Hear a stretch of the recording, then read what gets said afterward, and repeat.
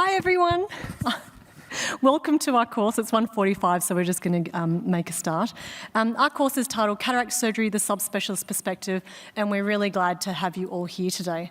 On the panel with me today, we have a number of speakers who will introduce in turn as they do their talks. But my co-chair at the other end of the table is Tom Campbell. He's a subspecialist in the ABC of ophthalmology, in other words, anything but the cornea. Whereas me, I'm Elsie Chan, I'm everything that Tom isn't.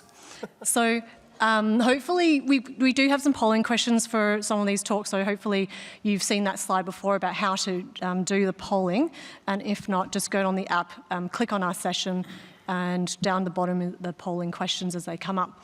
So to start off with, Tom, if you'd like to introduce our first speaker. Our first speaker is Adrian Fung, and he's known to many of you as a VR surgeon, a teacher, an author, a researcher, and a contributor to multiple committees in RANSCO, including this Congress's Executive Committee, and we all wish to thank him for his contributions to this Congress.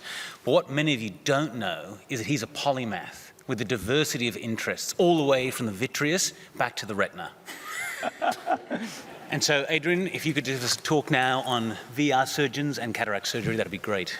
Don't forget the macula as well. Oh, and the macula, great. Thank you, Tom. Thank you, Elsie, for this wonderful opportunity to speak at this symposium. I think it's a wonderful idea to get us subspecialists talking about cataract surgery.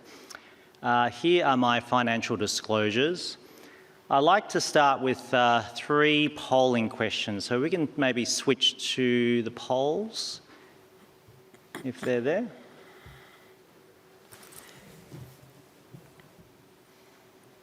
I can't really see the AV team. Do we have the polls? They're coming? Okay. So the 3 questions, you can just think about these ahead of time and get your app out. The first is, what do you think the risk of a retinal detachment is following cataract surgery in a very high myope over 15 diopters myopia? The polls are open now. And there should be selections of questions, 1 to 4. No? Okay. Well, I think we have an issue with the poll, so maybe if we go back to my slides and just have a think about it, because we don't actually, we do have the answers there. Could we go back to the first question? There we go, okay. So what is the risk of retinal detachment following cataract surgery in a very high myope? 0.1%, 1%, 8%, or 18%? And it looks like the majority are saying 8%, which is correct. If we can go to the next question, please. So the question is, the effect on vitrectomy without tamponade on refraction is either a myopic shift, no change in refraction, hypermetropic shift, or unpredictable direction of change. It's a split here between myopia and hypermetropic. And you'll see actually it is a myopic shift. And the next question, please. When performing ultrasound biometry in an eye-filled eye, multiply the axial length approximately by 0.4, 0.71, or 1.4. And most people are getting the correct answer, which is 0.7. Thank you. Maybe if we can go to my slides.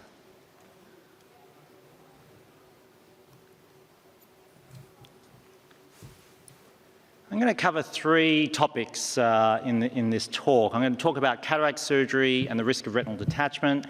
I'll talk about cataract surgery with concurrent macular pathology, and finally talk about cataract surgery in patients who have already had vitreoretinal surgery.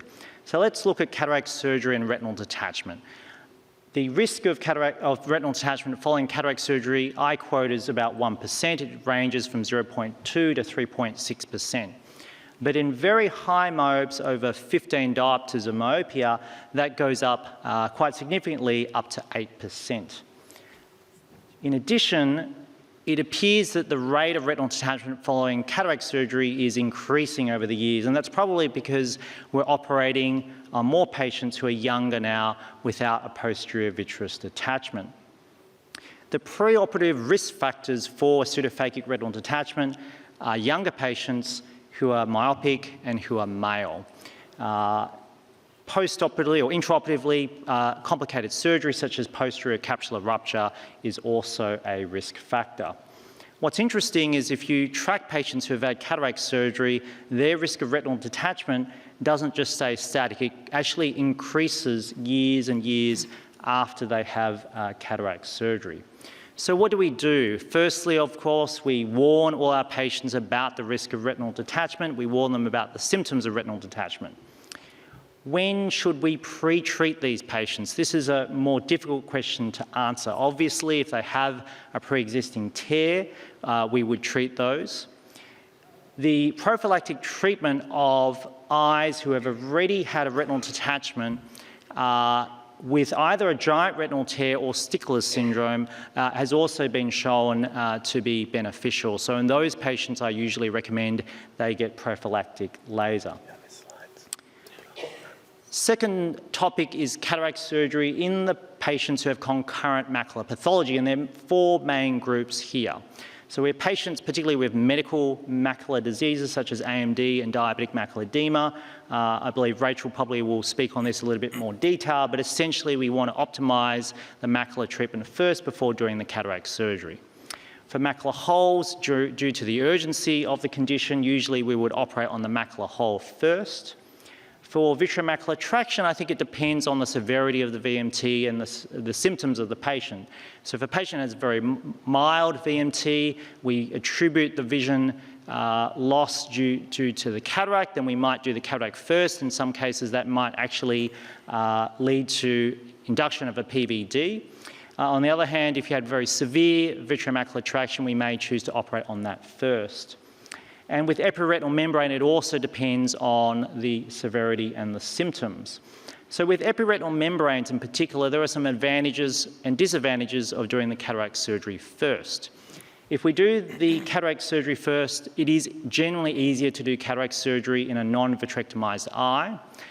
If the cataract surgery is done successfully, then it will give an improved view for the VR surgeon, and the VR surgeon doesn't have to worry about lens touch. There are, however, some advantages of doing vitrectomy and membrane peeling first. Firstly, we will get more accurate biometry because on average in a pseudo-fake, vitrectomy will cause a myopic shift of about minus 0.6 diopters.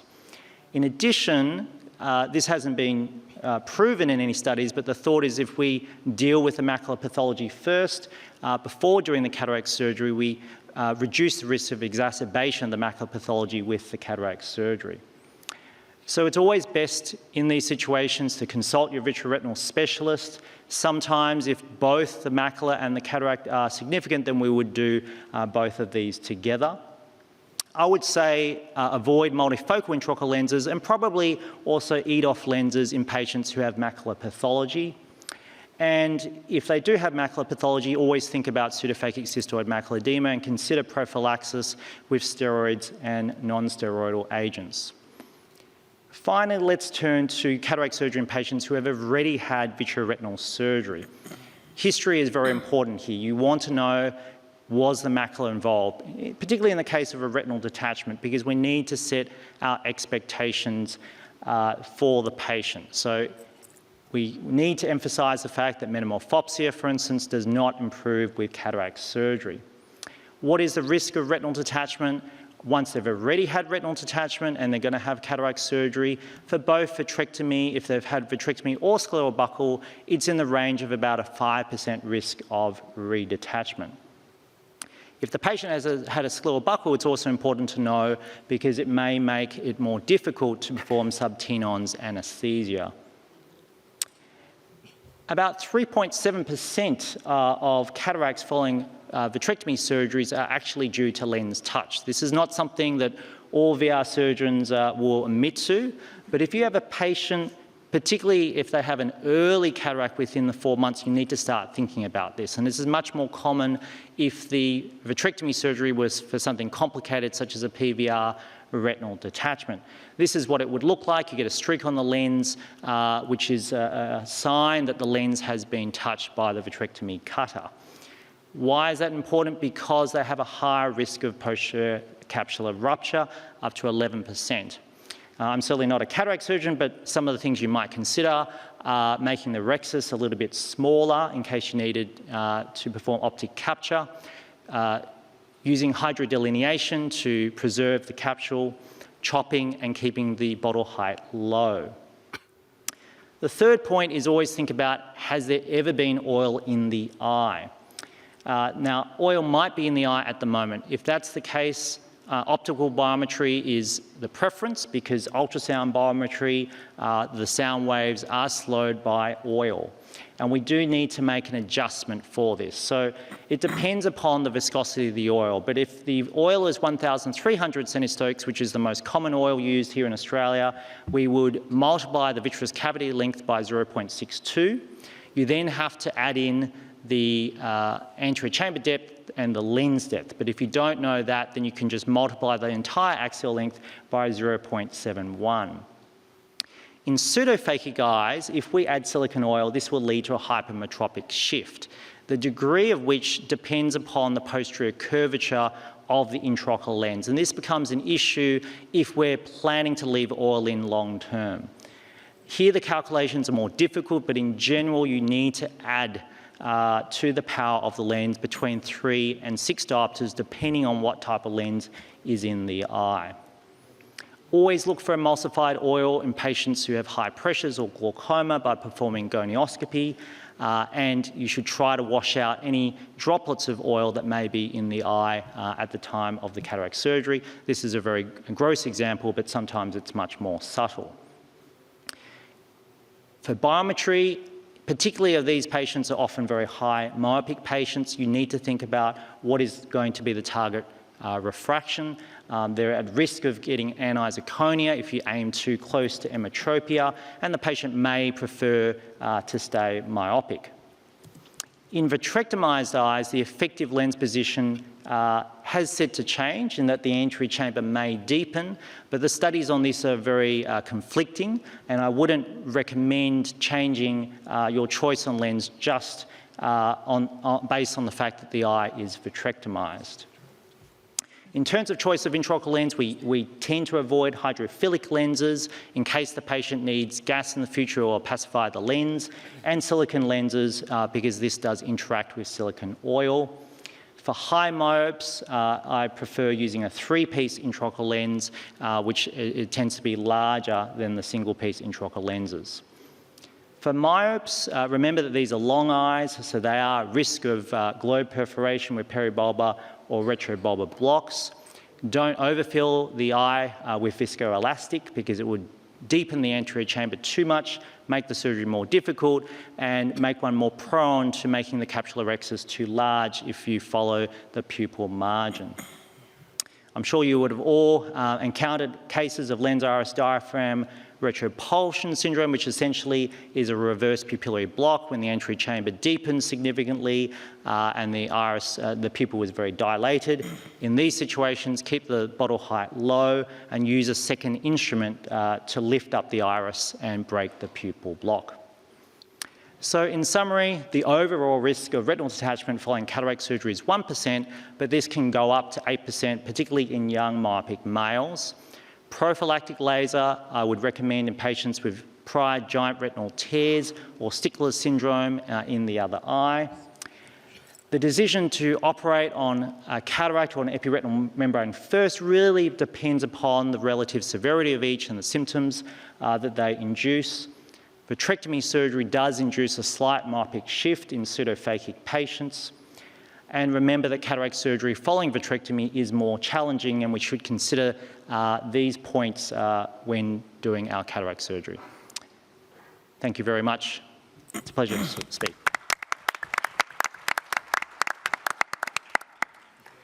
So at the end of each talk, we'll hopefully have a few minutes for questions, which we do. So thanks, Adrian, for staying on time. So we've got 2 minutes for questions, and we've already got one question coming through on the, we've got one question coming through on the web page, but also you can put your questions through on the app, and we're going to monitor those. And we've also got some microphones, if the lights could come on, for anyone who'd like to ask questions in person. So we've got one question here for you, Adrian. Why not use presbyopia-correcting lenses in eyes with macular pathology if they have sufficient vision to benefit? In general, I find that patients who have macular pathology, often they're going to have difficulty reading anyway. So using a presbyopic lens doesn't really help that. It does make the vitreoretinal surgery a little bit more challenging as well. Sometimes trying to peel through a multifocal intraocular lens is more challenging. So I think that these patients are already at a disadvantage because they already have retinal or macular pathology, and trying to add another multifocal lens with higher risk of aberrations, I think can worsen that situation. So that's why I would recommend not doing that. And Mo, as a refractive person on the panel, did you have any comment as well? I agree. Fantastic. Tom, do you have any questions? So I've got a few more coming through on... Yep, there's a question on the app. What is the cause of myopic shift after vitrectomy? We don't quite know. So that's where it's interesting, because as I said, in a vitrectomized eye, the thought is that the effective lens position may be deeper. But it can be a combination, because those patients who are getting vitrectomized, it could be for multiple reasons, and it hasn't been elucidated. Is that the shape of the eye changing? Is it the lens position changing? Is it the lens changing? No one has actually established or identified which of those that is. Great, thank you. Okay, thank you very much, Adrian. Thank you.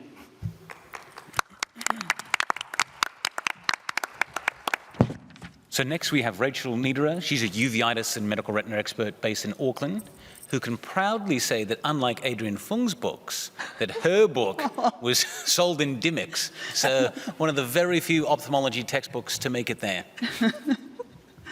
Gosh, okay. The book is coming out at the end of November, so we'll see how it goes. I don't know that there's going to be a run on them. So I'm going to talk about cataract surgery in patients with uveitis.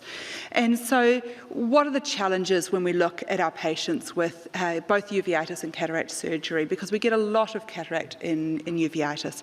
So this is generally more complicated surgery. We have a guarded prognosis for these patients. Floaters are a real problem. I find that you can do the most beautiful surgery for these patients, and they come back and they say, well, I can just see all of these floaters now because you've made the vision so clear, and they're not always as happy as you'd hope they'd be off their 6.6, 6.5. They're young patients, and so presbyopia discussion is really important with these. There's the risk of cystoid macular edema, recurrence of uveitis following surgery, and of course posterior capsular opacification. So surgical planning. I think it's really important before you get down the road of this to think about whether the patient is going to need combined vitrectomy and cataract surgery. And that's particularly if your patient's got significant floaters, but also consider with significant epiretinal membrane.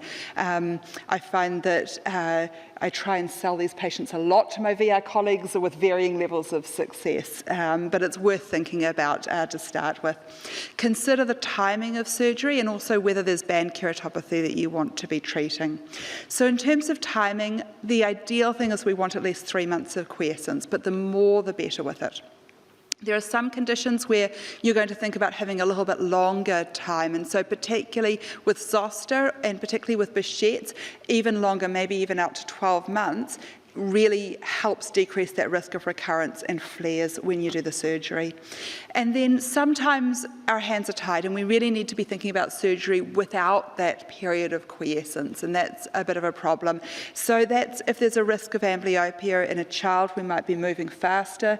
If we're losing the ability to visualize the posterior segment and they're at significant risk of severe disease there, or if we need to do combined surgery, and sometimes you have a patient who comes in and they've got a new retinal detachment and significant cataract in an inflamed eye, you have to move at that point. If there's band keratopathy, it's a good idea to address significant band keratopathy prior to surgery. And ideally, you want the surgery to be at least 3 months later to let you have that refractive stability after dealing with the band. So what are we talking about with consent for these patients? So I really want to manage the expectations for these patients, and I tend to try and under-promise and over-deliver, for these in a big way. The surgery may take longer. We've got an increased risk of complications compared to their neighbour next door who had cataract surgery. There's the need for prophylactic treatment for these patients, and you need to discuss what's going to be possible for them. They may have a prolonged period of increased steroid, both topical drops and also, prednisone as well. Cystoid macular edema is higher for these. They may have an increased awareness of their floaters. There's also the presbyopia in the young patients and the real need for compliance, because some of our patients are not that good at taking their medication, and we really need to stress that this is a collaborative thing. We want to do this once and do it right, and if they're not taking the medication, they're not going to get a good result. So everyone's got a different kind of recipe for what they do for their prophylactic treatment, and I don't think that there's absolute evidence to say one thing is better than the other here, but this is my basic recipe for what I use, and I've really got to credit, Joe Sims, who has worked a lot on this as well.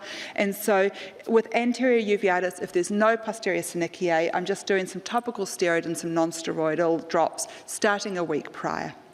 If they have anterior uveitis and they've got some posterior synechiae, if they've got intermediate uveitis, pan or posterior disease, or if they've ever had cystoid macular edema, then I'm going to give the topical steroid and NSAID, but I'm also going to give them some oral prednisone, assuming that they tolerate that. And that's going to be starting at between 0.5 to 1 mg per kg and tapering over a period of about 6 to 8 weeks for that patient. If they absolutely will not tolerate that, then I'm doing an intravitreal triesence or an Osidex at the time of surgery. If they have current cystoid, ideally I'm postponing the surgery until I get control of that. But sometimes you have patients who've just had chronic cystoid and it's just not fixing with anything, and we just don't want to delay surgery forever for them. And so in that case, I'm going to be using intravitreal triesence at the time of surgery. And if I've got suboptimal control, I'm going to be doing all of the above, but I might also add a pulse of IV methylpred prior to surgery to try and get things as quietened down as I can. I consider infectious prophylaxis. So with toxoplasmosis, the jury is out a little bit about whether cataract surgery genuinely causes flares, but it may well, and so I tend to give prophylaxis for about 3 months following the surgery.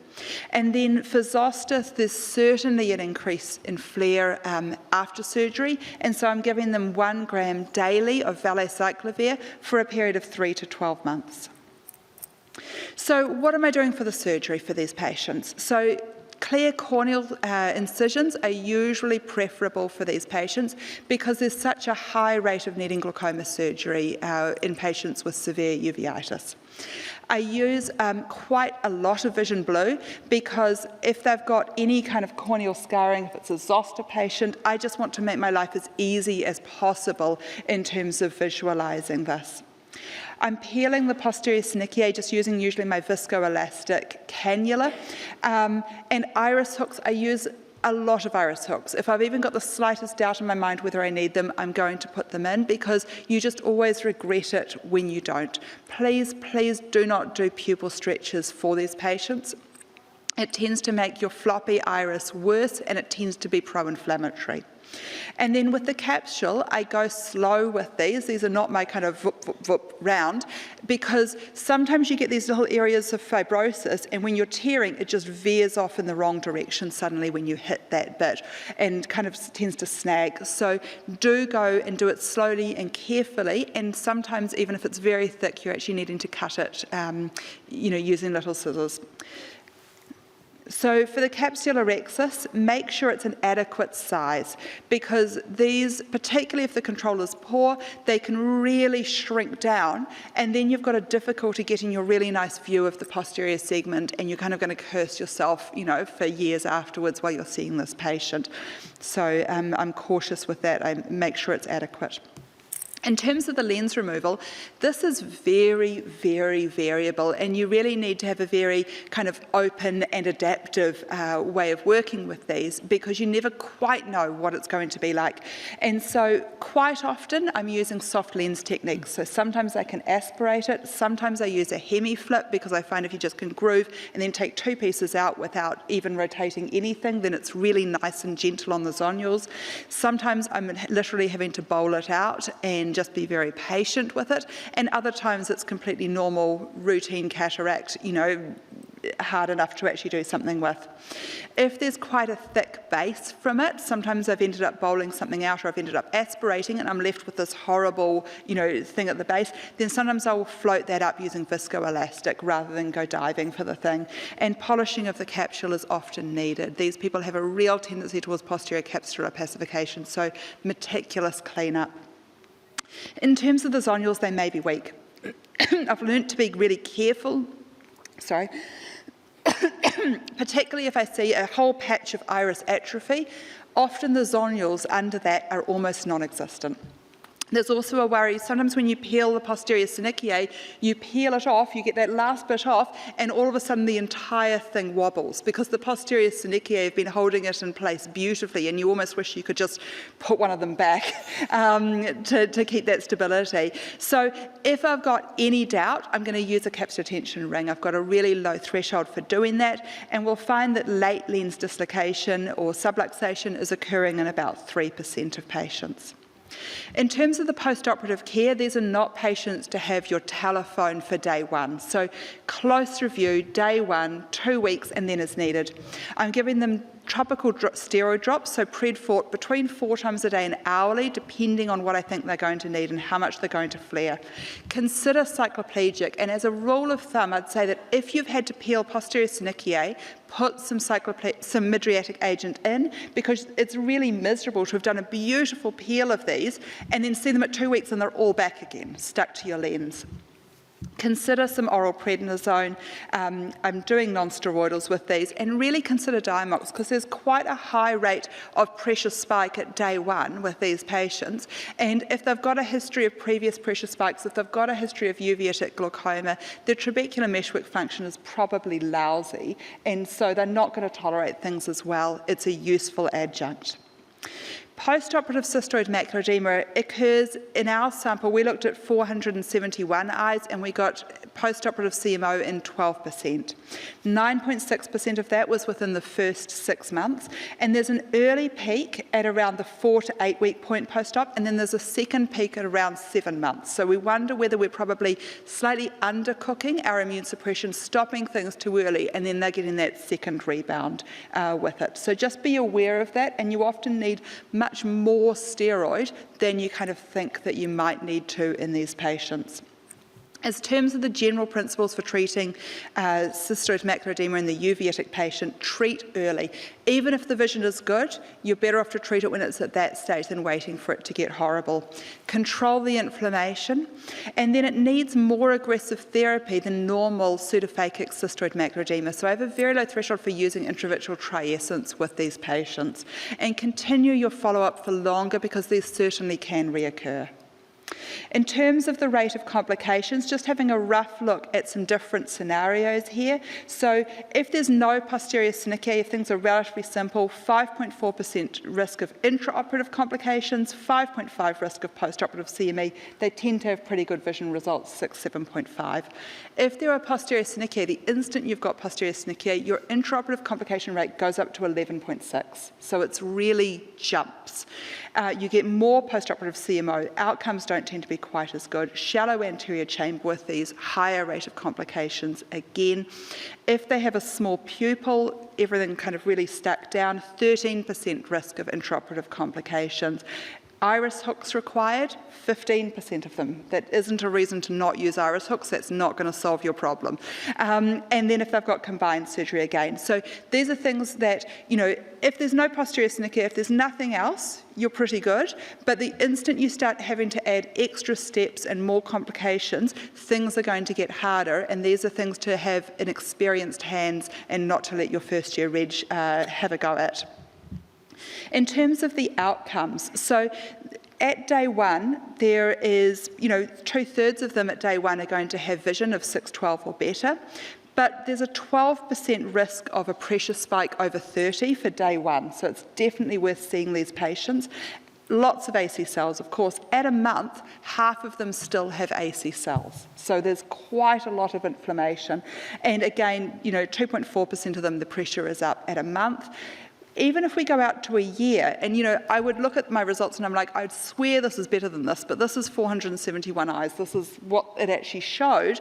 25% of them are still having plus minus cells, 1+ cells at a year down the track. So again, we're probably not treating with enough steroid. You need to let them know this is going to be a long process. You're going to see a lot of me, but your result is really good. 79% is 612 or better, at a year, which for uveitic, when there's a lot of other things going on, I'm happy with that. Postoperative hypotony is scary, and so this happens in 6% of cases with uveitic cataract. You need to look for it. Remember that if you do an eye care pressure, it may tell you your pressure is 9 and you won't be worried, but actually when you measure it, it's 3. And so the eye care does not work well for hypotony. If your registrar comes to you and says, the vision's not what I expected, and I can see a little bit of maybe disc swelling, just think about maybe this is actually hypotony. Rule out a wound leak. Rule out a retinal detachment because sometimes they can get that and the pressure can drop down. Increase the topical steroids. It's going to help control the inflammation and you're going to get possibly a steroid response. Consider oral steroid and wait. These will often come out of it. Disease recurrence, there's a 56% had recurrence and 23% were in the first 6 months after cataract surgery. And you just need to be aware that this may be a little bit more flare, certainly for the first couple of years. For zoster, that's particularly high. So for zoster, the risk of recurrence is 40%, and the flares and inflammation can be particularly severe, and patients can end up losing permanent vision due to these recurrences. And so I tend to treat prophylactically for my zoster patients ahead of this. Posterior capsular pacification, so we know this is common in uveitic patients. 44% of them developed it. And when you do the YAG, there is a risk of uveitis flare, and sometimes even they can develop cystoid macular edema. So I'd give them some prophylactic steroid when you do a YAG. So in summary, there are lots of challenges for these patients in terms of preoperative planning, consent, surgery and postoperative care. Consider prophylactic treatment prior to the surgery and using all of your tools, your vision blue, your iris hooks, your capsular tension rings. Please don't pupil stretch. Be aware that there'll be a lot of cystoid macular edema, there's a lot of uveitis flare. Feel free to phone a friend, and in terms of the clinical handbook, there's a whole section of that on cataract surgery, which was very kindly written by Joe Sims and Priya Somalia. And so when that does come out, I'd recommend having a look if you want to know more. Thanks. So Tom, I think we've got time for one question. Yeah, I have a question. How often are you using depot steroids at the time of surgery? So we're not using very much Ozurdex because we generally don't have the ability to for these patients. I think they're great. And I think that, in terms of what people do for prophylaxis, some people will do, say, an Ozurdex, at the time of surgery. Some people will do intravitreal tracers. Some people will do oral steroid. And some people will actually put them on a DMARD 3 months prior and stop it 3 months after. And all of those things work. And probably all of them are not quite enough. We're still all undercooking it a bit. And so it would be really nice if we had the ability to use it. I think it would help a lot. Fantastic, thank you. Thanks, Rachel. Thank you. We will, hopefully we'll have some time for discussion at the very end as well. So for all those questions the questions are coming through the app that we haven't answered, we should hopefully have time for them. Tom. So next we have Alp Addick. Alp is a glaucoma specialist who braved gunfire, knives, COVID, and a Trump election to hone his skills in glaucoma at the University of Alabama in Birmingham. And now he's returned to the mean streets of Melbourne, and he'll tell us about glaucoma and cataract surgery. Thanks, Alp.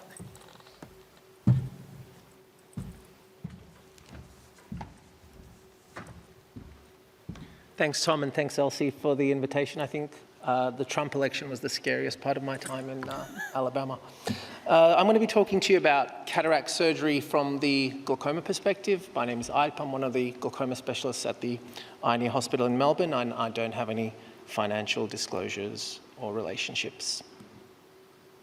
Brief outline of what I'm going to be talking about today. I'm going to share with everyone my framework that I use when I conceptualize glaucoma, which I find helps me treat the patients that I see in clinic, especially with respect to how to manage them with their cataract operations.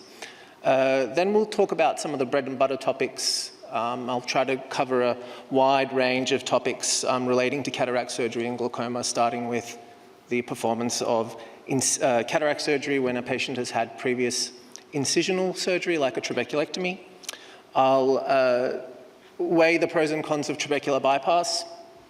And then I'll talk to you about cataract surgery in advanced glaucoma, which is always a delicate position to be in, and then finally end with an approach to primary angle closure.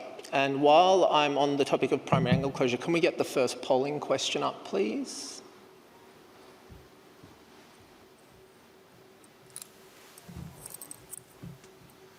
So I'd like to know what our audience's approach is to primary angle closure in a 64-year-old phakic patient with 6/5 vision and IOP of 24.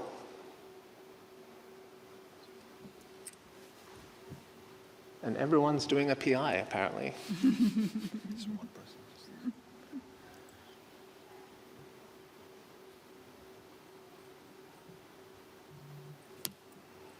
Okay, that's more updates.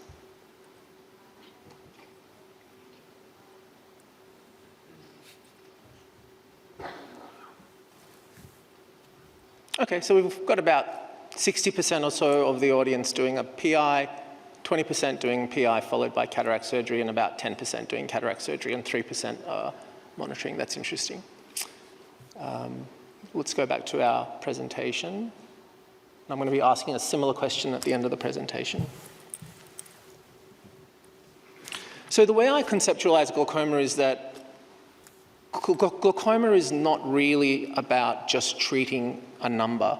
It involves holistic, systems-based thinking and contextualization of multiple factors relating to a patient's eye, their disease, and their life.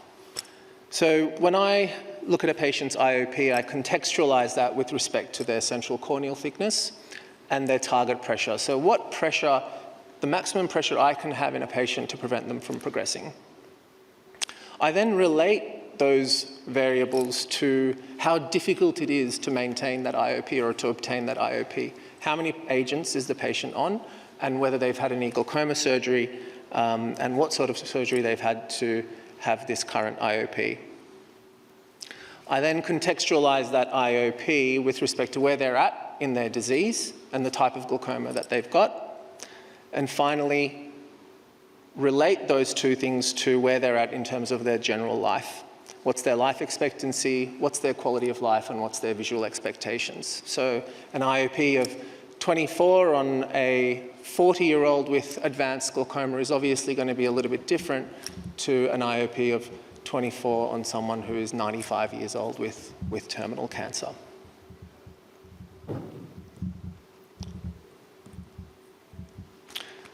Cataract surgery in previous incisional surgery, such as trabeculectomy, can make the cataract surgery more challenging.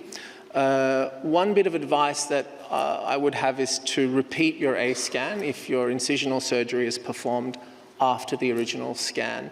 The reason for that is the biometry parameters change, both respect to the corneal parameters and also the other inputs that a lot of the lens formulas use, such as AC depth and the effective lens position and the axial length.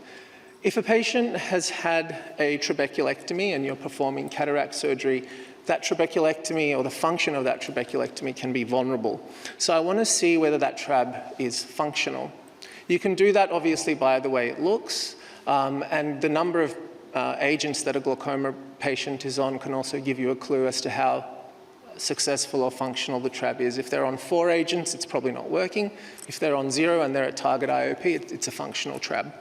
I'll also see whether if the trab is not working, whether the bleb is actually able to be revitalised during the cataract operation through a needling or a revision procedure.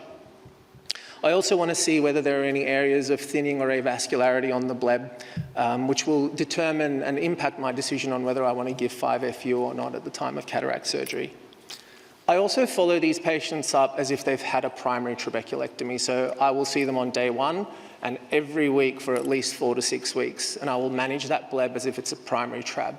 I will massage it and give 5-FU as required based on how the bleb is looking and what the pressure is doing. But I monitor these patients very closely and start them on at least 2-hourly steroids.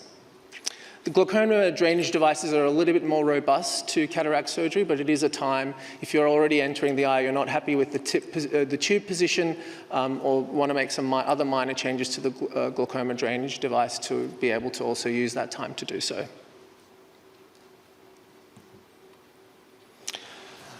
So, trabecular bypass is a very hot topic in glaucoma surgery at the moment. In Australia, we have 2 options, which are the hydrus and the iStent. I am fairly liberal with my use of trabecular bypass at the time of cataract surgery for patients with open-angle glaucoma, ocular hypertension, or glaucoma suspects, especially if they have multiple medications that they're on, or if they've got risk factors for progression, such as a family history of glaucoma. However, when I consent these patients, the consent is primarily to do cataract surgery. So the reason why we're entering the eye is to remove a symptomatic cataract. The stage of glaucoma that I would perform this on is preferably mild to moderate. If someone's got advanced disease, especially if they're on multiple agents, I would ask myself why I'm not doing a combined incisional surgery on these patients. And that could be due to a myriad of personal reasons as to the patient's particular circumstances. Trabecular bypass has shown to be quite a safe procedure, which is why I take the opportunity to do it if I'm already entering an eye for cataract surgery. The other advantage in glaucoma is it preserves the conjunctiva. So if you have a patient who you are concerned about may needing future incisional glaucoma surgery, we're preserving real estate for that surgery to take place. It's shown to be effective, although there is no real gold standard alternative, and that effect is between half a drop to a 1 drop worth. And another important factor is that you're not necessarily relying on a patient's compliance for the treatment to work. The disadvantages are that it really only addresses resistance to outflow at the trabecular meshwork, which we think only contributes to about 50% of the resistance of aqueous outflow. We have poor, not great quality long-term data, and a lot of the trials that have been done in this space are company-sponsored.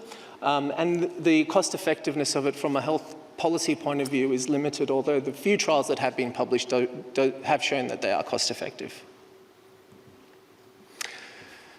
Comparing the devices, I don't really have a significant favourite. Both have their advantages and disadvantages. The iStent, the advantage of an iStent is that it's multiple openings, so you've got 2 openings as opposed to 1 with the hydrus. However, on the current devices, you've only got a limited number of clicks. I know the company manufacturing it is working on that with releasing a device that you can inject infinitely. And the other disadvantage is that you're unsure if you've injected it in the correct site, especially in patients with depigmented trabecular meshworks. The advantage of the hydrus is that the opening is a little bit larger than the iStent, and so it might be a little bit more difficult to block. However, it is only 1 opening, and it is quite a large size, and removing it, if it's improperly implanted, requires an ab interno trabeculotomy, which is a procedure I did in Alabama. A device was improperly implanted and was rubbing on the anterior surface of the iris, causing UGG syndrome.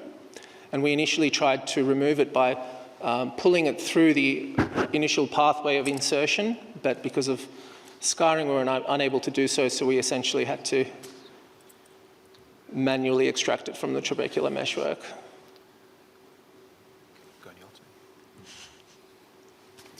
Cataract surgery in advanced glaucoma makes me very nervous. I would ask myself how many agents is the patient on and whether their IOP is at target. And I always warn about postoperative pressure spikes in these patients and the potential need for either an urgent or a semi-urgent trabeculectomy. I do use Diamox both pre and post-operatively. Preparing for this talk, I tried to find some data on when the best time to give Diamox is, and there is some evidence giving it at least an hour before surgery is the best in terms of preventing a post-op pressure spike. I would urge all of you to keep your lens choices very simple in these patients to optimize the contrast sensitivity that patients with advanced glaucoma have, and stick to just simple, plain monofocal lenses. And schedule frequent follow-up. And I would give them an early appointment because these patients, especially if they've got a pressure spike, might need further work during their clinic appointment. Again, researching for this talk, I looked at a very interesting case that Cataract Coach had on YouTube. I would encourage everyone to use this resource. He has some quite interesting cases. And he actually developed a technique called an angle sweep technique, especially for patients with glaucoma, where you can see even after a very thorough IA, he is able to liberate some viscoelastic from the anterior chamber angle by directly injecting the BSS into the angle. He purports that this might be why some patients, even with uncomplicated cataract surgery, can have a pressure spike after the operation. Finally, with primary angle closure, a common question is whether we should perform an LPI prior to cataract surgery in angle closure. I work predominantly in a public setting where there is a huge wait list for cataract surgery, so we would perform an LPI in these patients, even if we consent them for a cataract. Two main reasons are we don't know when their operation is going to happen in the public system. Sometimes it can be months on end. And the second reason is I do feel like cataract surgery in these patients is easier from a technical standpoint if you have a PI, and especially if you've got registrars operating on these patients, it's a good idea to make the operating conditions as optimal as possible. I would also encourage everyone to be very careful with your interpretation of the ZAP and EAGLE studies. So ZAP was done only on primary angle closure suspects. And the EAGLE study's inclusion criteria were quite specific with respect to primary angle closure. The patients had to have a pressure of over 30. They also used a utility calculator that wasn't an ophthalmology-specific visual calculator to show that cataract surgery benefited these patients' quality of lives. But the patients in the study had a mean visual acuity pre-op of between 6/7.5 to 6/9, which in my books isn't really clear lens extraction. In terms of goniosynechiolysis, I do perform this and use intraocular forceps, but you can also use a viscoelastic cannula and a spatula. And my key points here is to make sure that you're comfortable and ensure that your AC is stable. And when I'm using my intraocular forceps, I'm pulling down and try to avoid pulling centrally so that you don't induce an iridodialysis or a cyclodialysis cleft. And there is some data to suggest that these procedures are best done within 6 months of acute angle closure. Thank you.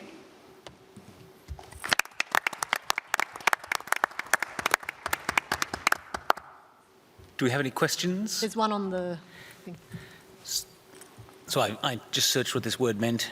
How does gonioscopy-assisted transluminal trabeculotomy plus phaco compared to iStent or Hydrus plus phaco? Great question. It really depends on patient expectations. It's not one of my favorites because the rate of hyphema in these patients or microhyphema can be quite significant. In the US, they've also got another device called an Omni, which is viscodilation and trabeculotomy, so sort of a two-in-one. But in my limited experience, I found that the hyphemia or microhyphema rates were significantly higher, which impacted immediate post-op visual acuity. So I think the Hydrus and iStent, especially if you're able to insert it first pass, is perhaps leads to more stable AC conditions on day one. Great, thank you. Thanks, Al. Next, we have Mo Z.I., and he is a cataract, refractive, and corneal surgeon who has had the misfortune of living in the cold climates of both the UK and Auckland, and now he's seen the joys of what it is to live in sunny southeast Queensland, and he'll have to be dragged kicking and screaming back onto the plane. Thanks, Tom. Thanks, LC, for the invite. It's a pleasure to be part of this symposium. I'll be talking about cataract surgery and keratoconus today. I have no financial disclosures. What I won't be discussing is these series of advanced cases with high drops, posterior synecdoche, where you have to do corneal transplants and triple procedures. So this will not be part of my talk, but I will be talking about cataract in the context of mild to moderate keratoconus. So patients with keratoconus are known to develop cataracts earlier and at a younger age compared to the normal population. This is possibly related to steroid use or atopy, and the most common type of cataract is actually nuclear sclerosis. And you would all agree that cataract surgery requires special considerations in patients with keratoconus, whether it's the patient with the severe high drops or someone with just mild apical scarring, with regards to a variety of things such as preoperative consultation and counseling, IOL calculation and choice, as well as postoperative risk of refractive surprise. Okay, so the normal formulae assumptions are not usually valid for patients with keratoconus, and there's a number of reasons for this. Typically, these patients have larger axial lengths than normal. They have deeper anterior chambers. Their corneal curvature is specifically steep in one meridian or can be non-orthogonal. There is a steep posterior curvature to the cornea, and this disrupts the normal anterior to posterior corneal power ratio. So this leads me to my first and only poll question, and that is, what is the most common type of refractive surprise after cataract surgery in patients with keratoconus? Is it A, myopic, B, hypermetropic, C, unpredictable, or D, a change from with the rule to oblique astigmatism?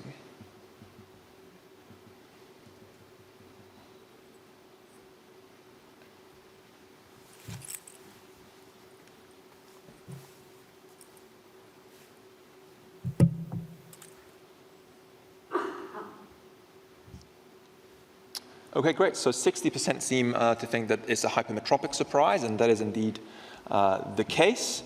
And the reason for this is that biometry typically overestimates corneal power in patients with keratoconus and therefore underestimates IOL power, and you end up with a postoperative hyperopic surprise.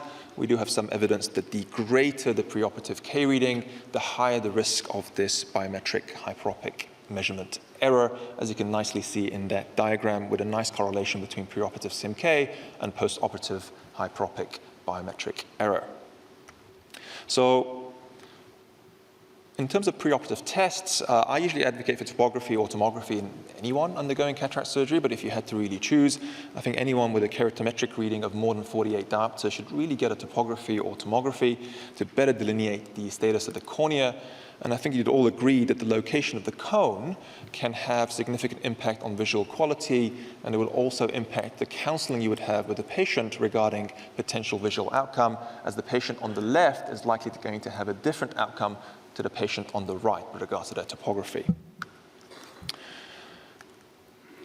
Repeatability is an issue, and there are some studies showing that repeatability is actually reduced in patients with keratoconus where the keratometric values are more than 55 diopters. We did a study last year looking at 214 eyes with various stages of keratoconus using the Revo and the Pentacam AXL, and we actually showed that repeatability was good with both platforms regardless of the stage of keratoconus. Measurements, however, were not interchangeable, and we found that prior cross-linking or contact lens use did not have a significant impact on measurement repeatability. There are similar studies showing that IOL Master 700 or even 500 is also repeatable in patients with keratoconus. So the next thing I'm going to talk about is the use of contact lenses and biometry. If you listen to conventional wisdom, you need to have your RGP lens out for 1 month for every year of use, and that's a great way for never seeing that patient again, because that's just not functional and not pragmatic, because a lot of these patients rely on their RGPs for daily living. So what I typically do, I compromise, and I usually recommend leaving out 1 lens at a time for 2 weeks. We take the measurements, and then if they are looking good, we repeat them after another week. And again, if they're looking repeatable, then I think we can safely proceed with surgery. There's various numbers of studies out there available, but this particular study that was published relatively recently shows that the majority of keratometric change happens within the first 2 weeks after contact lens discontinuation. And that increase in corneal curvature kind of stops being statistically significant after 2 weeks. There are other studies in the literature which suggest otherwise, but I think on the whole, as a rule, 2 weeks is something that I've done in the past and I've been happy with. I'm not going to talk too much about formulae to use, because I believe there was a session yesterday by Dr. Belts covering this in detail. Suffice to say that in years gone by, the SRKT formula was thought to be a decent formula for patients with keratoconus. We now have keratoconus-specific formulae, which are thought to be better. And if you look at this meta-analysis of 500 plus eyes that was published recently, the Kane keratoconus formula and the Barrett True-K actually did pretty well across a range of different disease modalities. But just a few recommendations regarding IOL power and formulae. I think it's important to take multiple measurements with different devices. You are really looking for consistency of power and access between different devices. I typically compare my IOL master case with a tomography case, but I'm more in favor of the tomography case, and particularly the Pentacam, if in doubt. If the keratometric value is less than 48, then you're probably safe using any old formula, aiming for a bit of myopia, and you'll probably be fine. And in fact, if you go around and play with these keratoconus-specific formulae, if the K value pre-op is less than 48, then it doesn't actually suggest that much of a difference in terms of IOL power. But if you are getting into that moderate severe end of the spectrum with the K value more than 48 diopters, you should really be looking at using a keratoconus-specific formulae. And as always, erring on the side of caution and aiming for some degree of myopia post-op is what I would recommend, because A, myopia provides better functional vision, it's easier to correct post-operatively with a variety of different procedures, but also it's easier to fit these people with a myopic contact lens rather than a hyperopic lens. Great. So moving on to toric IOLs and their use in patients with keratoconus, I think toric IOLs do have a space and a role in this patient population if the patients are suitable. So these are some of the comments I've made regarding the use of toric IOLs. Ideally, the patient should be over 50, meaning that their condition is stable. You should have some degree of refractive stability documented over a period of 12 months or more. They should have realistic expectations. We are not able to correct their keratoconus. In fact, what we are aiming for is to replicate the vision they had before the onset of cataract. Ideally, they should have a mild case of keratoconus, but even in severe cases, if they've got regular central astigmatism, I think they do well with a toric IOL. And if you've got access to an aberrometer, then you can actually measure the degree of irregular astigmatism and higher order aberrations to kind of select those patients who are likely going to do well. And one way to do this without an aberrometer is to see if they had acceptable levels of vision in spectacles prior to the onset of cataract. And finally, I think this is widely known, if the patient wishes to continue to wear RGP lenses following cataract surgery, then toric lenses are not a good idea, because the IOL cylindrical correction would manifest, and therefore the post-operative vision with the contact lens would be compromised. So practical advice, we tell patients that we are hoping to replicate vision before the onset of their cataract with their glasses, not their contact lens. And in fact, I make a point that their vision will not be as good as what it was before the onset of their cataract when they were using the RGP. In most cases, I aim to either undercorrect the astigmatism or aim for a little bit of residual vertical, or if you like, with the rule astigmatism. This is because of the typically high posterior vertical astigmatism in patients with keratoconus, which has been published, and typically the relatively young age of these patients undergoing cataract surgery. Okay, so there isn't really a study comparing toric to non-toric lenses. There is a number of studies looking at toric lenses in the keratoconic population. This is one I found from Israel, looking at 32 eyes with the Barrett True K performing the best when they used the Pentacam measure, the posterior corneal astigmatism, and that provided the lowest mean spherical equivalent error and also the lowest degree of postoperative cylinder. And they actually noted the subjective astigmatism decreased from minus 2.95 to just under a diopter. I just leave that video there to kind of remind you that a lot of patients with keratoconus have large white-to-white diameter. And this is a particular patient I operated on recently, and they had a white-to-white of 14 as measured on the tomographer. And despite perfect alignment on the operating table, the lens rotated twice. So be wary of that and perhaps have some other ways of dealing with toric rotation, particularly in patients with large white-to-white diameters. I'm not a fan of multifocal or EDOF lenses in this patient population.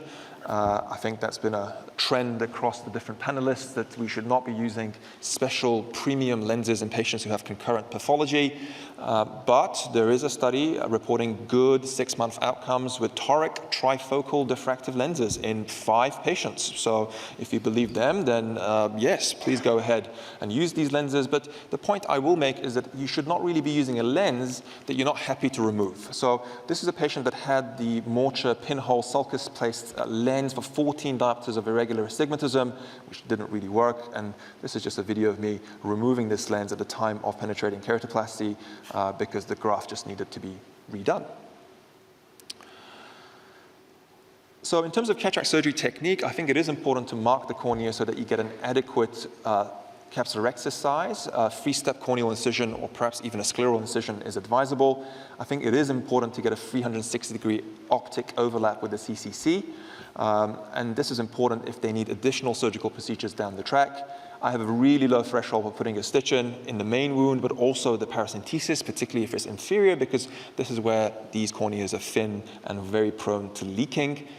I agree with Rachel that these are not the type of patients that you want to be calling for day one. I think it's very important to review them all clinically. Many are eye rubbers, and even with a suture, it's not uncommon to see some degree of a slow leak. So I encourage you all to do the Seidel test routinely to check for potential leaks in this patient population.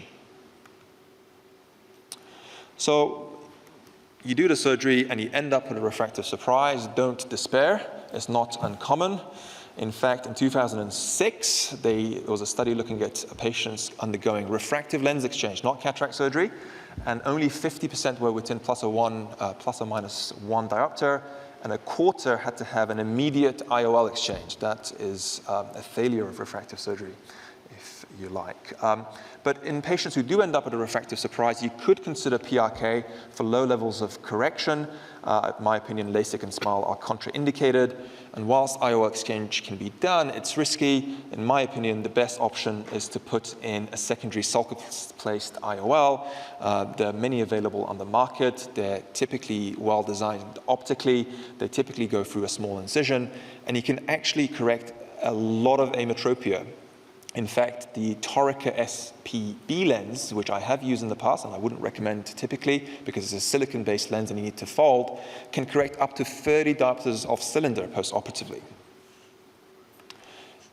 The surgery is relatively routine.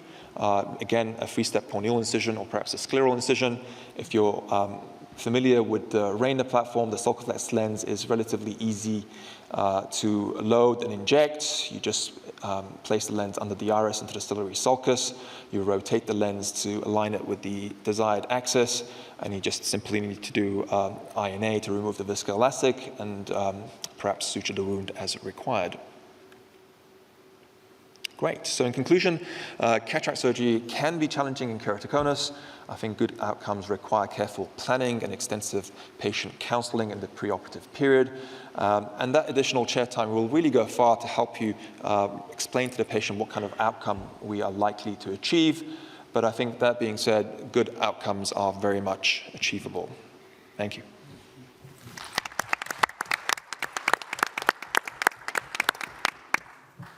I had one question for you, Mo.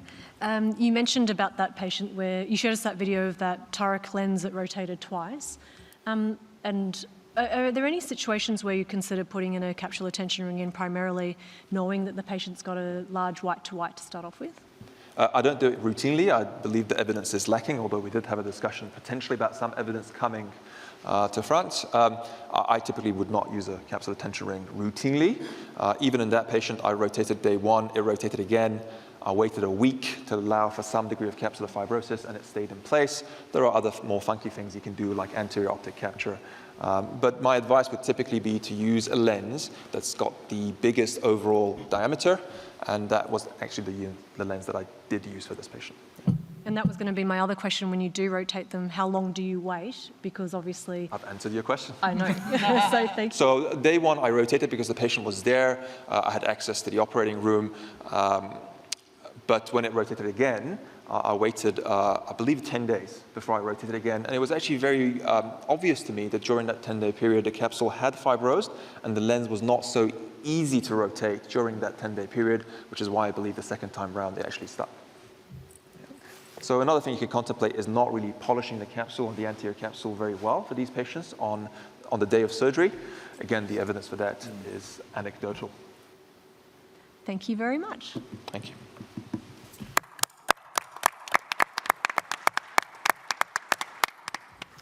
And finally, we have Shivanan Sheth. He's an ocular motility specialist who's clever enough to make ocular motility understandable to the rest of us. And he has battled flight cancellations and a Qantas flight to get here, so we really have to thank him for making it up. Thanks, Tom and Elsie, for inviting me to speak today. So I'm hoping, so I've got no financial disclosures, and I'm hoping some of you are Marvel fans because my talk's mainly about double vision. And if a patient gets double vision post-cataract surgery, it's not marvelous. Okay, I had to get this dad joke off my chest. Okay. So the first case is a 64-year-old lady who has excellent right eye cataract surgery, very happy with the results, and then goes on to having a left eye cataract surgery. But day 1 post her surgery, she now gets double vision, and she's noted to have a large XT. Her vision's excellent at 6.5 in the right, 6.6 on the left day 1, and she can't adduct the eye, and she's got a 30 prism diopter XT. So that's her 9 gaze photos. So you can see the left eye is slightly exotropic, and when she tries to adduct the eye, there's a big adduction limitation. All other gazes are okay. And we decided to wait. She was referred to our ocular motility clinic because we had an idea of what it might be. She had a scan looking for a third nerve palsy, but eventually after 4 weeks, her adduction did improve. And you can see that now the eye is more aligned and the eye adducts a lot better. So she was quite happy that the double vision went away, but then 2 months later, she again had constant binocular diplopia, but this time she developed an ET. Okay? She was very unhappy with the left cataract surgeon, and all through my consultation, she wished that the second eye was done by the same surgeon who did the first eye. So I'd like to go to the poll. And what do you think happened here? Do you think the patient had a stroke or the patient got myasthenia, patient had an anesthetic injury, or whether they had some pre-existing strabismus? Can we go to the poll? It was slow on day 1, improved month 1. Yeah. Sure, you can do the poll. We'll go through the answers. Okay. Yeah, so most of the audience, it's a split 50-50 with myasthenia, anesthetic toxicity, more towards anesthetic toxicity. Okay, we can go back to my presentation. So yeah, this patient has had an anesthetic toxicity to the extraocular muscle, and we do see this every now and then from a local anesthetic injection done at the time of the cataract surgery. And this is not the cataract surgeon's fault. So it's a common cause of diplopia post-cataract surgery that gets attributed to the actual surgeon or the surgery. So this patient had an CT scan looking for a third nerve, but it showed that the left medial rectus was quite thick and bulky, and this patient had a left peribulbar injection with ropivacaine and lignocaine. And this is typical anesthetic injury to extraocular muscle. Rare with the medial rectus, we see it more commonly with the inferior rectus. And typical anesthetic toxicity has 3 phases. There's an early phase where the muscle is anesthetized, so it doesn't act well. So there's a limitation in the direction of that action, and then it improves as the muscle recovers from the anesthetic effect. But then the toxicity kicks in where there's an actual hypertrophy of the muscle, and then the eye becomes deviates to the tight muscle. So there's plenty of papers talking about vertical diplopia after cataract surgery, and they estimate that it happens in 1 in 200 to 450 surgeries. We probably see a bit more of it in our practice because I do strabismus practice, and all the patients with double vision, end up seeing one of us strabismologists. So we see a lot more hypertropia on day 1 post-cataract surgery that then becomes a hypotropia, and the risk is greatest in the left eye if this anesthetist is a right-handed anesthetist. So there's plenty of literature out there. It can affect any muscle. That was my case with the medial rectus, but inferior rectus is much more common, can be inferior oblique, can look like a fourth nerve palsy, causing a hypertropia of the eye that had the injection. So that's the diplopia post-cataract surgery that gets blamed on the cataract surgeon. But ways to minimize the risk is, of course, sensible things like doing probably topical cataract surgery reduces the risk, but the risk is not that high. It's 1 in 450. And I'm sure that many people have peribulbar injection, but the number of patients actually coming in with this problem is quite low. Okay, so let's go to case 2. So this is a 66-year-old male who's got decreasing vision left more than right over the past 2 years. He has history of wearing hyperopic glasses since childhood for a lazy eye, has some history of patching as a child. He wears glasses of +3.5 diopters, and his vision is 624 in that left eye, and that matches with the cataract being worse on the left eye. Cover test shows a small esotropia. Patient says that he's had that since childhood, not concerned about it, and has surgery. And the patient has surgery on the left eye, and excellent post-cataract result. Day 1, patient is 6/7.5, right eye still has his cataract in. And the patient says, "Doctor, my left eye vision is now great," but this guy appears again, double vision. So what do you think happened here? We can go to the poll. Fixation switch.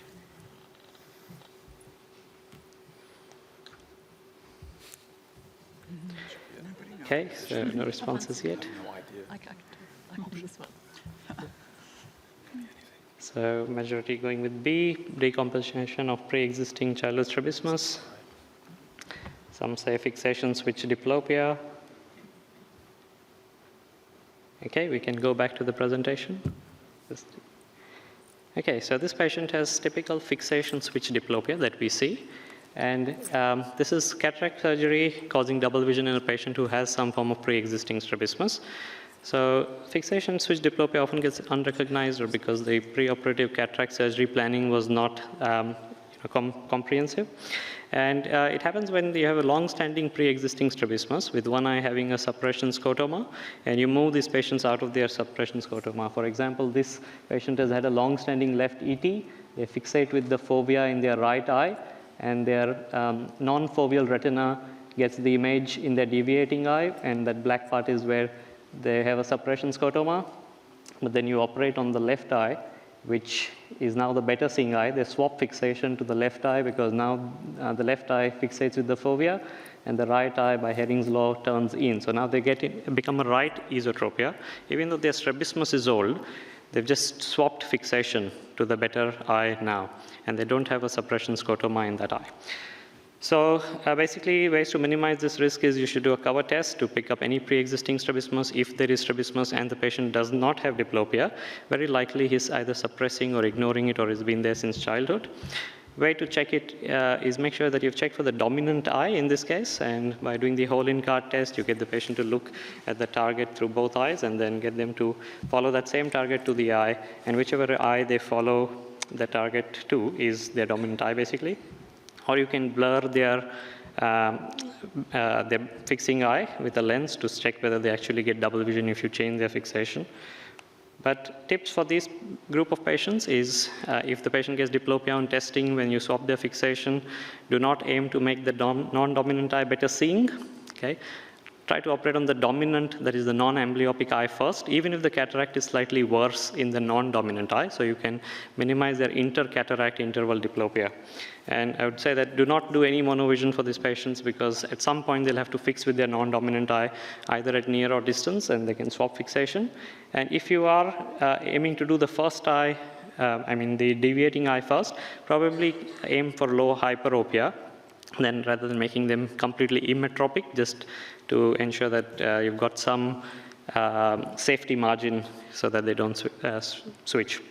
So pre-existing strabismus gets missed. A lot of people don't do a cover test as a part of cataract surgery assessment, and the strabismus may not be concerning for the patient because it's already present for a long time, and it may be small angle, not noticeable. Go to our last case. This is a 65-year-old man. Now, he's got NS2 cataracts, 6/18 vision, previously myopic. He wants to be glasses-free after cataract surgery, doesn't like the idea of being emmetropic, likes the idea of monovision. And the cataract surgeon is excellent. He's done a proper cover test. There's straight eyes. He's done the hole in dominant eye has been found out. And they decide, okay, we'll go for monovision. They do an IOL in the left eye, targeting the left eye for plano, and the right eye is -2. He loves it. He's happy that his glasses free. His right eye reads N4 unaided. Left eye is 6/5 unaided. Of course, with the correct refractive error in place, he's N4 with a +3, and -2 gives him 6/5. But the first year after his cataract surgery, he starts getting binocular diplopia. He can control it, it's intermittent. Second year after surgery, he's got constant binocular diplopia, harder to control, and now he's got a concomitant esotropia, and he's unhappy because of the double vision. So last poll, what do you think happened? Can we go to the poll?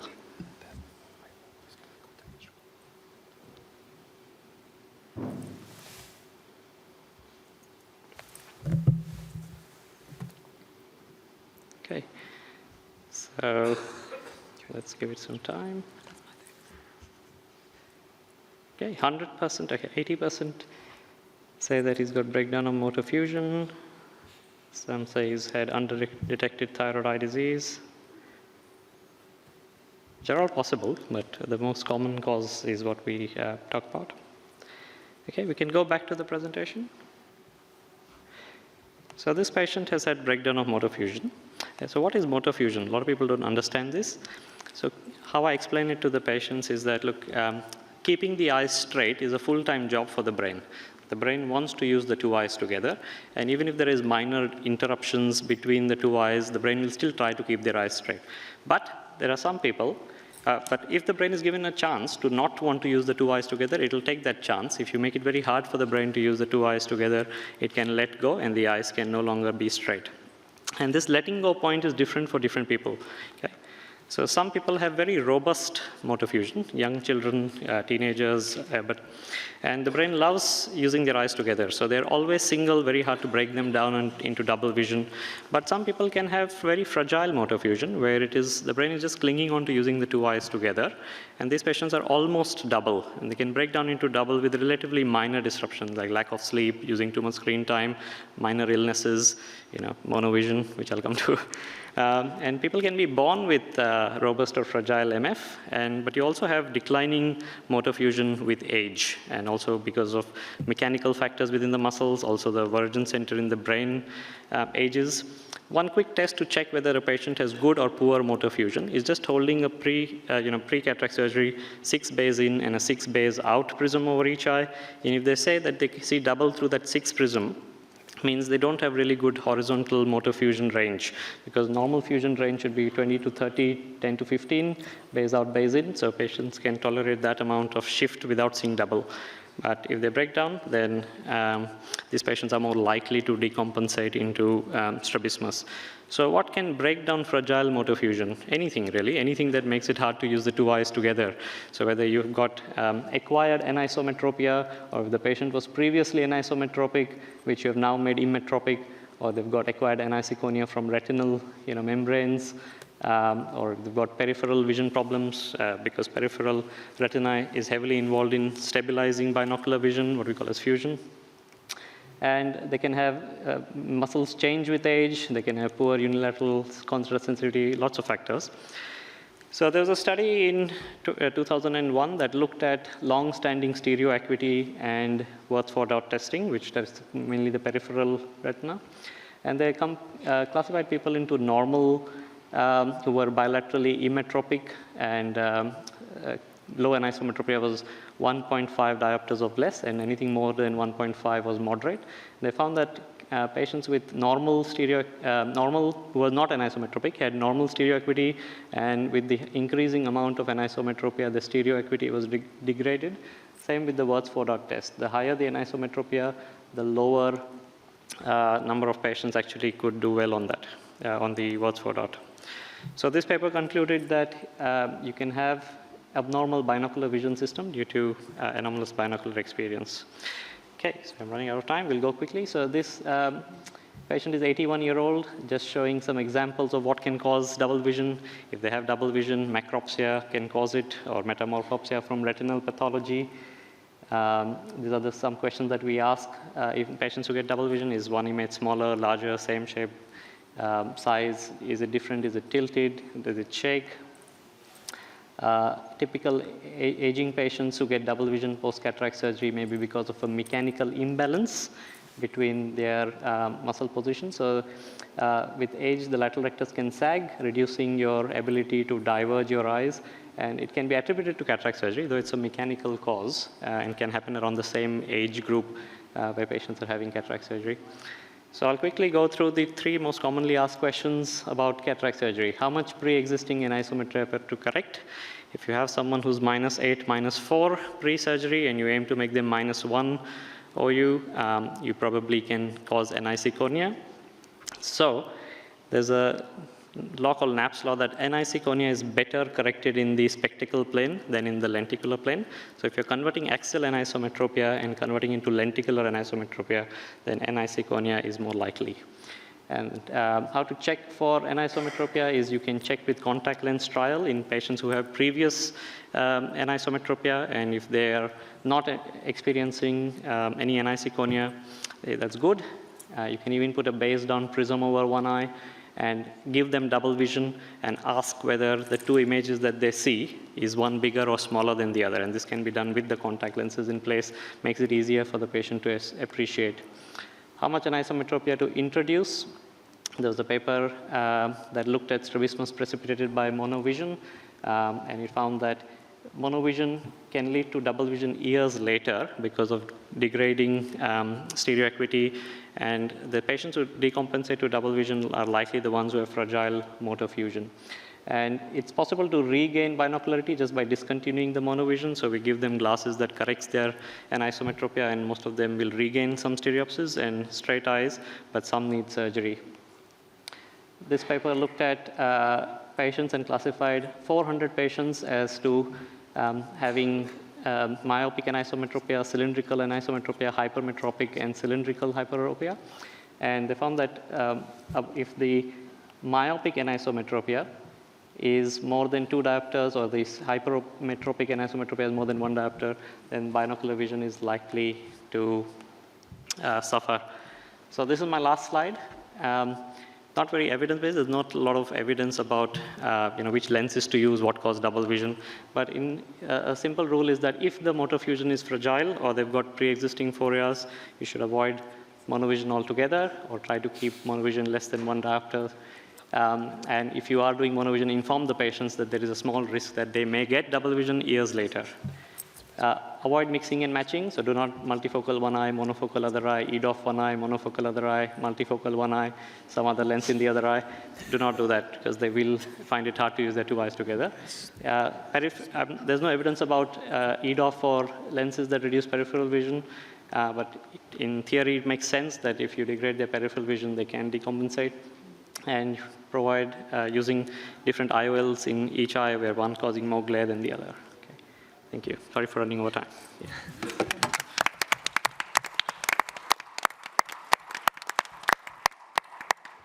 Thanks, Shiva. You're making me think that most of the patients our panel have spoken about today are going to end up with diplopia one day.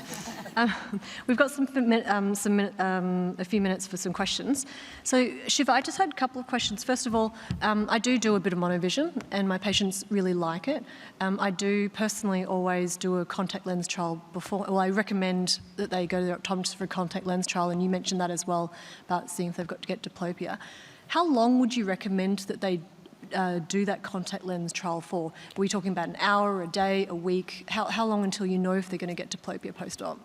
Yep, so contact lens trial really is not a very good estimate in the long run, because most of the people break down years later. So in that paper, there was, 60% of patients came in after 2 years of having monovision, and that's what we practically see in our strabismus clinics. Probably more useful than the contact lens trial would be to do the 6 bays in, bays out test, because if that gives them double vision, means that even if you give them monovision and even if they're single with their contact lens trial, they're very likely to break down in the future. Okay. And my other question was, how many patients have you then recommended that they get their monovision corrected? Almost all of them. So all the patients that come to me with double vision, who did not have double vision before, and they're -1 in one eye and plano in the other eye, and they've got small phoreas, then I just give them glasses, multifocals, and tell them wear that. So you be emmetropic at all distances. So they are annoyed because the reason they had cataract surgery is to not be spectacle dependent, and now they are. And some patients have decompensated to an extent where they need surgery to realign their eyes. As you know, I'll remain that photo that you had with the strabismologist comforting the cataract surgeon. I think we'll remain like that between the two of us for a while. We have some other questions we didn't have time for earlier. So I'm going to ask one question to Adrian. Regarding axial length measurements and lens calculations post-vitrectomy, are they already accounted for when we specify post-vitrectomy or silicone oil in the biometer? Or do we need to modify the axial length or target refraction according to expected errors? So the point with the silicone oil is if you have a patient who has silicone oil in the eye and you enter in the silicone oil on the biometer, it's assuming that you're actually going to take that oil out. If you don't choose to take the oil out, then you have to increase the power of the intraocular lens. So it's actually presuming that you're taking it out. Tom? Any other questions? We have a question for Mo. Scarred corneas, what's your approach there? Okay, so that's a really broad topic. Scarred corneas can be anything between like a little bit of apical scarring to that cornea I showed you. So in effect, if they get good spectacle corrected vision, or if there's a history of good spectacle corrected vision, then we can go ahead with surgery. And there's no harm with doing cataract surgery first and seeing how the patient does, and we can always do a graft later on. RGPs are your friends, so you can always try to delineate how much of the problem is from the cornea and how much of it is from the cataract from doing a RGP trial. So RGP trials and doing the least invasive option first with the option of keeping a keratoplasty available down the track is what I would suggest is an easy, straightforward approach.